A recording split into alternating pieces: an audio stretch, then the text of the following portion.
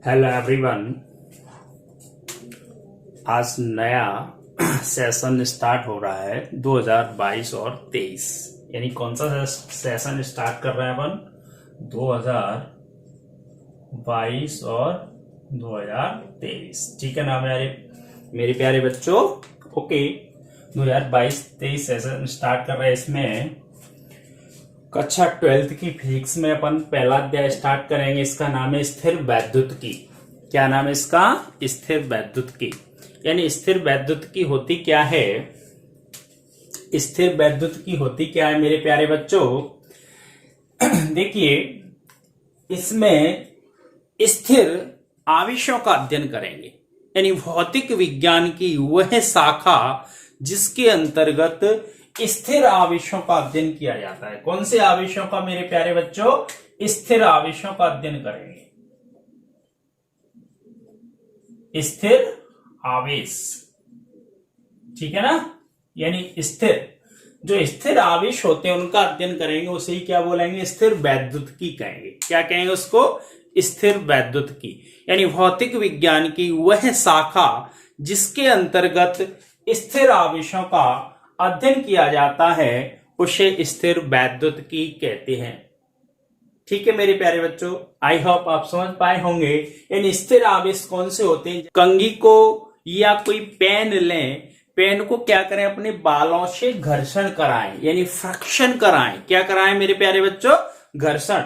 जैसे ही पेन का क्या करते हैं? घर्षण कराते हैं अपने बालों से या किसी अन्य पदार्थ से, तो उसमें आकर्षण का गुण आ जाता है। किसका गुण आ जाता है? आकर्षण, यानी अट्रैक्शन। यानी उसकी तरफ छोटे छोटे जो मॉलिक्यूल्स होते हैं, यानी जो कण होते हैं, वो क्या होने लगते हैं? आकर्षित होने लगते हैं। ठीक है ना? अब जो आवेश होता है, जैसे अपन घर्षण कराते हैं तो जो आवेश उत्पन्न होता है, उस आवेश में दो तरह के आवेश होते हैं, वो भी अपन अध्ययन करेंगे। यानी आवेश कितने प्रकार के होते हैं, आवेश क्या होता है, अभी थोड़ा सा समझिए। स्थिर आवेश कौन से हैं? तो उससे जो धारा उत्पन्न होती है वो स्थिर धारा होती है। यानी स्थिर आवेश होते हैं, वो चलायमान आवेश नहीं होते हैं। ठीक है, ओके। अब देखिए, स्थिर वैद्युतिकी आप समझ गए। अब इसमें समझेंगे अपन आवेश। ठीक है, बहुत मोस्ट क्वेश्चन है, आवेश क्या होता है।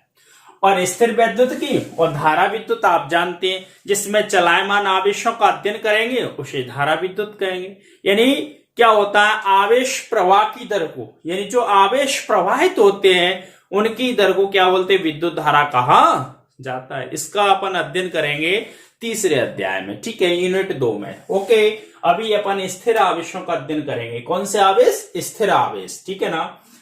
अब देखिए, इसमें आवेश क्या है? स्थिर आवेश अपन जानते हैं, यानी जो आवेश प्रवाहित नहीं हो रहा है। जो क्या है? प्रवाहित नहीं हो रहा। अब जैसे कंघी है, तो कंघी को अपन ने बालों पे घर्षण कराया, तो उसमें जो आवेश उत्पन्न हुआ वो कैसा आवेश था मेरे प्यारे बच्चों? स्थिर आवेश था। ठीक है, अब इसमें आवेश क्या होता है? देखिए, आवेश यानी चार्ज। आवेश यानी चार्ज। ठीक है, डेफिनेशन इसकी है। ठीक है, देखिए आवेश क्या होते हैं मेरे प्यारे बच्चों? ये डेफिनेशन है आवेश की, यानी चार्ज। यानी आवेश किसी वस्तु का वह भौतिक गुणधर्म है जिसमें वह विद्युत एवं चुंबकीय क्षेत्र उत्पन्न करता है। यानी कौन सा? विद्युत और चुंबकीय क्षेत्र उत्पन्न करे। विद्युत क्षेत्र और चुंबकीय क्षेत्र उत्पन्न करता है तथा इसके प्रभावों का क्या करता है? अनुभव करता है। उसे क्या बोलते हैं मेरे प्यारे बच्चों? आवेश, यानी चार्ज कहा जाता है। यानी आवेश क्या है? किसी वस्तु का वह भौतिक गुणधर्म है जिसमें वह विद्युत एवं चुंबकीय क्षेत्र उत्पन्न करता है तथा इसके प्रभावों का क्या करता है? अनुभव करता है। इसको आवेश को Q से प्रदर्शित करते हैं। आवेश को क्या से मेरे प्यारे बच्चों? Q से प्रदर्शित करते हैं।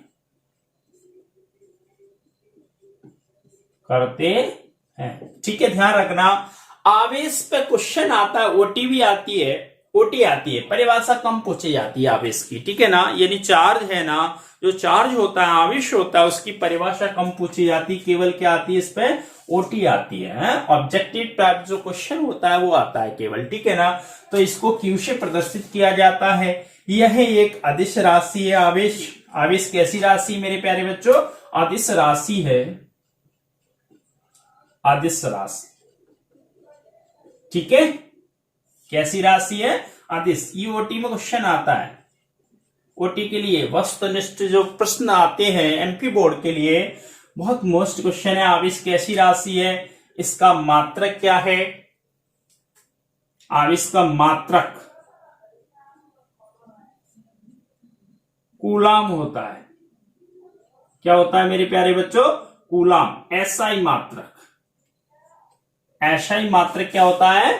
कूलम होता है, ठीक है ना। इसका बिमी सूत्र यानी डायमेंशनल फॉर्मूला, बिमी सूत्र, बिमी सूत्र, बिमी सूत्र क्या होता है मेरे प्यारे बच्चों? यानी इसे बोलते हैं डायमेंशनल फॉर्मूला। डायमेंशनल फॉर्मूला क्या होता है? देखिए क्वेश्चन पढ़ा था विद्युत धारा, विद्युत धारा होती है आई, आई इक्वल टू क्या होता है? क्यू बटे टी। क्या होता है? क्यू बटे टी। क्यू क्या होता है? आवेश, आवेश इक्वल टू क्या होता है? आई इंटू टी। तो आवेश बराबर क्या हो जाएगा मेरे प्यारे बच्चों? आवेश इक्वल टू क्या होगा? धारा और गुणा समय, ठीक है। धारा गुणा समय। तो धारा को काय में नापते हैं? एम्पियर में, यानी ए, और समय को काय में नापते हैं? टी। ये एमपी में ओटी में क्वेश्चन आ चुका है, यानी धारा का बिमी सूत्र है। तो धारा, सॉरी, आवेश का बिमी सूत्र है। आवेश का बिमी सूत्र क्या होता है? एटी होता है। क्या होता है मेरे प्यारे बच्चों? एटी। आवेश की परिभाषा आपको बताती है, आवेश किसी वस्तु का वह भौतिक गुणधर्म है जिसमें वह विद्युत एवं चुंबकीय क्षेत्र उत्पन्न करता है तथा इसके प्रभावों का क्या करता है? अनुभव करता है, और आवेश को क्यू से प्रदर्शित किया जाता है, ठीक है। आवेश कैसी राशि? एक अदिश राशि है। इसका एसआई मात्रक क्या होता है? कूलाम होता है, और संकेत क्या होता है? कूलाम का सी, ठीक है। और बिमी सूत्र क्या होता है आवेश का? आवेश इंटू आवेश बराबर होता है धारा गुणा समय। धारा को ए से यानी एम्पियर में नापते हैं तो ए से, और समय को टी से, तो इसका बिमी सूत्र होता है एटी। ये बहुत बार एमपी में क्वेश्चन आ चुका है बोर्ड में, ठीक है ना। तो ये आवेश हो गया। अब क्या करेंगे? इसी में पढ़ेंगे आवेश की संकल्पना, यानी आवेश की संकल्पना क्या है। देखिए आवेश दो तरह के होते हैं, एक होता है धनावेश और एक होता है ऋण आवेश। ये आप जानते हो, यानी टू टाइप ऑफ चार्ज, यानी कितने प्रकार के चार्ज होते हैं? टू टाइप के, यानी एक पॉजिटिव चार्ज होता है और एक नेगेटिव, यानी धन आवेश और ऋण आवेश। अब देखिए, यानी आवेश की संकल्पना करते हैं तो क्या करते हैं? आवेश की संकल्पना में मेरे प्यारे बच्चों सोडियम लेते हैं। क्या लेते हैं? Sodium, Na। सोडियम है, सोडियम का परमाणु संख्या कितनी है? 11 होती है। सभी लोग जानते हैं परमाणु संख्या कितनी है मेरे प्यारे बच्चों? 11, ठीक है। इस पे इलेक्ट्रॉन कितने होते हैं? सोडियम पे इलेक्ट्रॉन 11 होते हैं। प्रोटॉन कितने होते हैं? 11 होते हैं। इलेक्ट्रॉनिक विन्यास कितना होता है? 2,8,1, ठीक है।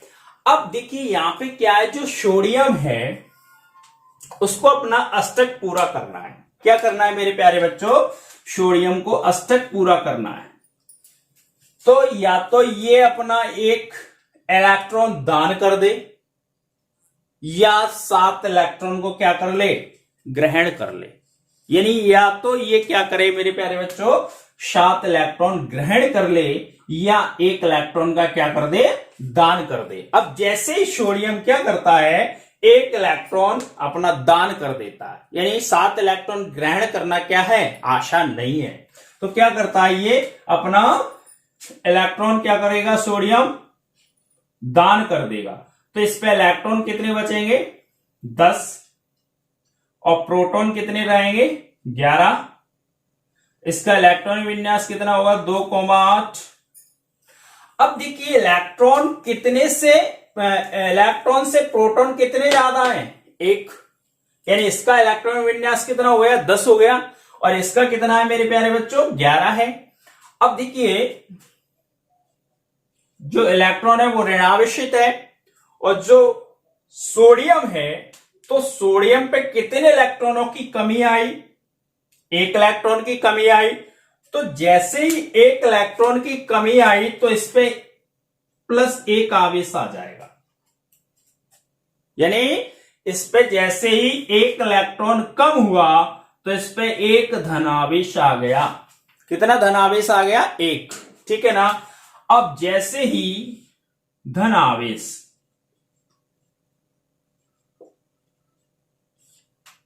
क्या आया, धनावेश आया, काय की वजह से आया, 1 इलेक्ट्रॉन की कमी से, यानी इलेक्ट्रॉन की क्या हुई, इसमें कमी हुई, इलेक्ट्रॉन की क्या हुई, कमी हुई। कमी होने से इस पर कौन सा आवेश आया मेरे प्यारे बच्चों, धनावेश। क्या आया, धनावेश। यानी प्रोटॉन कितने थे, 11, इलेक्ट्रॉन कितने, 10, इलेक्ट्रॉन विन्यास कितना हुआ, 2,8। ऐसे अपन लेते हैं क्लोराइड यानी Cl, इसका परमाणु संख्या कितनी है, 17, इलेक्ट्रॉनिक विन्यास कितना है, 2,8,7। प्रोटॉन इस पे कितने होंगे मेरे प्यारे बच्चों, 17 होंगे, प्रोटॉन 17 होंगे, और इलेक्ट्रॉन कितने होंगे, 17 होंगे। अब देखिए इसको अपना अष्टक पूरा करना है तो 1 इलेक्ट्रॉन को ग्रहण कर ले या 7 इलेक्ट्रॉन क्या कर दे, दान कर दे। इसको अपना अष्टक पूरा करना है तो या तो 1 इलेक्ट्रॉन को ग्रहण कर ले या अपने 7 इलेक्ट्रॉन क्या कर दे, दान कर दे। अब 7 इलेक्ट्रॉन दान करना आसान नहीं है, तो ये क्या करता है, 1 इलेक्ट्रॉन ग्रहण कर लेता है। अब जैसे इलेक्ट्रॉन ग्रहण करता है तो क्लोराइड पे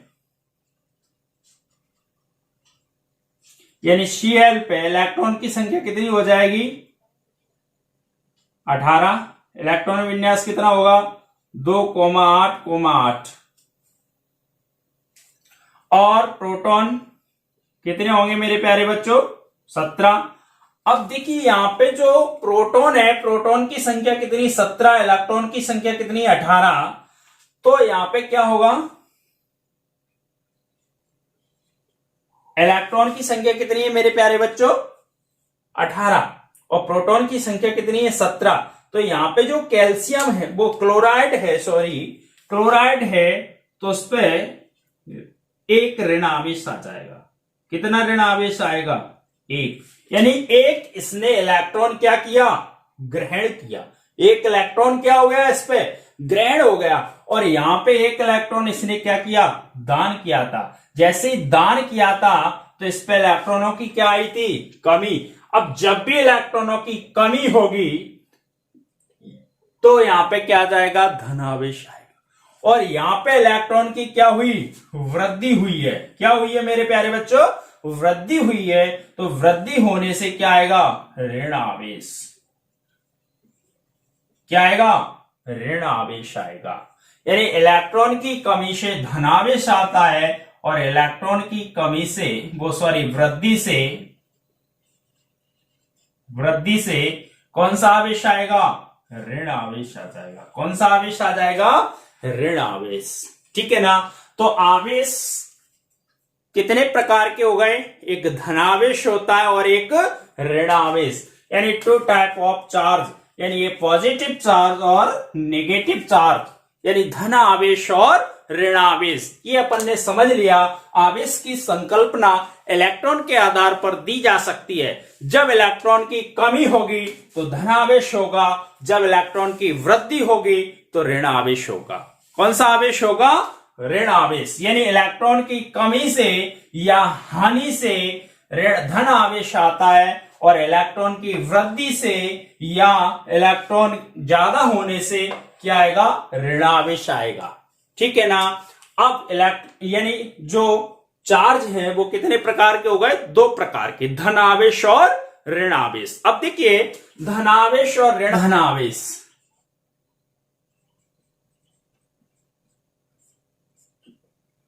और कौन सा ऋण आवेश, ठीक है, पॉजिटिव और नेगेटिव चार्ज। देखिए धनावेश क्या होता है, धनावेश होता है जब कांच की छड़ को, यानी एक कांच की छड़ लेते हैं और कांच की छड़ को रेशम के धागे से रगड़ते हैं, यानी जब कांच की छड़ को रेशम के धागे से रगड़ते हैं तो उसमें उत्पन्न आवेश को धनावेश कहा जाता है।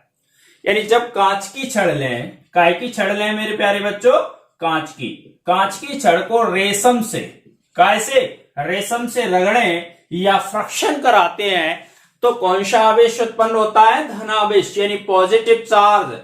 यानी कांच की स्टिक लेते हैं और रेशम लेते हैं, तो उसमें जो आवेश उत्पन्न होगा वो कौन सा आवेश होगा, धनावेश होगा। अब क्या करते हैं, दूसरा एवोनाइट लेते हैं, एवोनाइट को ऊन से या बिल्ली की खाल से, बिल्ली की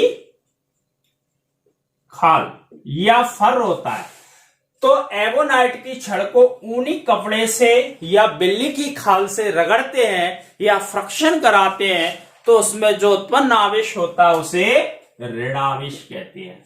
तो आवेश कितने प्रकार के हो गए, दो प्रकार के, एक धनावेश और एक ऋणावेश, यानी टू टाइप ऑफ चार्ज, यानी पॉजिटिव चार्ज और नेगेटिव चार्ज। यानी जब कांच की छड़ को रेशम के धागे से रगड़ते हैं तो रेशम के धागे में उत्पन्न आवेश को धनावेश कहते हैं। ये बात ध्यान रखना, जितना धनावेश कांच में उत्पन्न होगा उतना ही ऋणावेश रेशम में उत्पन्न हो जाएगा। यानी उस पर धनावेश आएगा तो इस पर ऋण आवेश आ जाएगा, ऐसे इस पर ऋण आवेश आएगा तो इस पर धनावेश आएगा, ठीक है ना। यानी एवोनाइट की छड़ को ऊनी कपड़े या बिल्ली की खाल से रगड़ते हैं तो उसमें उत्पन्न आवेश को ऋण आवेश कहा जाता है, ठीक है ना मेरे प्यारे बच्चों। तो हमारा वीडियो अच्छा लगे तो इसको शेयर करना, यही हमारी क्या है, गुरु दक्षिणा है। और ज्यादा से ज्यादा क्या करना है, लाइक करना है, शेयर करना है। Okay, thank you.